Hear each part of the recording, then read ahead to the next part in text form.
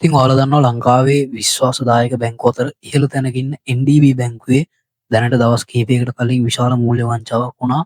ඇත්තටම මොකද්ද මේ සිද්ධිය? කීයක් ලොස් වෙලා තියෙනවද? මේක ඉන්න කස්ටමර්ස්ලට මේක බලපානවද? ඒ කියන්නේ ඔයාත් මේකේ බැංකු account එකක් ඕපන් කරලා සල්ලි දාගෙන යනවා නම් ඒ වගේ මිනිස්සුන්ට මේක බලපානවද කියලා අපි මේ වීඩියෝ එකෙන් කතා කරමු.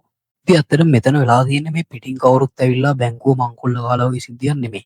මෙතන වෙලා තියෙන්නේ බැංකුව ඇතුළෙම ඉන්න සේවකීන් පිරිසක් එකතු වෙලා තමයි මේ ගේම් එක දීලා තියෙන්නේ. ඒතකොට ඇත්තට මේ වගේ වංචාවක් වෙන්න පුළුවන්. මේ unauthorized transactions, internal system issues, fake accounts or fund transfers. ඒ කියන්නේ බැංකුවේ ඇතුළේ සිස්ටම් එක exploit කරලා තමයි සල්ලි එමේ කරලා තියෙන්නේ.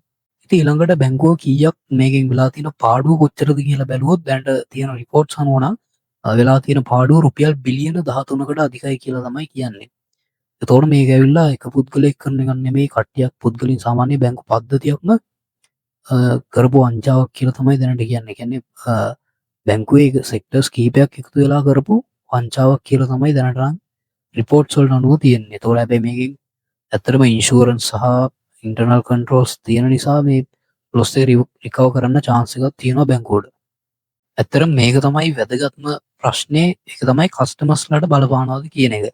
ඇත්තටම දැන් බැංකුව NDB බැංකුව කියන්නේ සෙන්ට්‍රල් බැංක් එකේ ලයිසන්ස් බැංකයක්. ඒතකොට ඇත්තටම බය වෙන්න දෙයක් නැහැ. රෙගියුලේෂන්ස් තියෙනවා.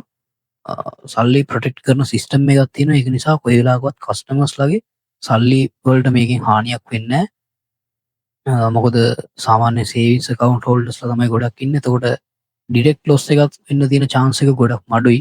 හැබැයි ඉතින් බැංක් එකට ඩැමේජ් වෙනවා. මේ බැංක් එකේ ට්‍රස්ට් එකට ලොකු බලපෑමක් වෙනවා.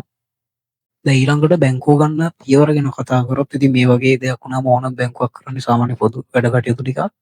පළවෙනි දේ තමයි මේගොල්ලොන්ගේ බැංකුව ඇතුලේ නැවත ගණන කිරීම කටයුතු ආරම්භ කරනවා. ඒ කියන්නේ විගණන කටයුතු නැවත මුල සිට ආරම්භ කරනවා.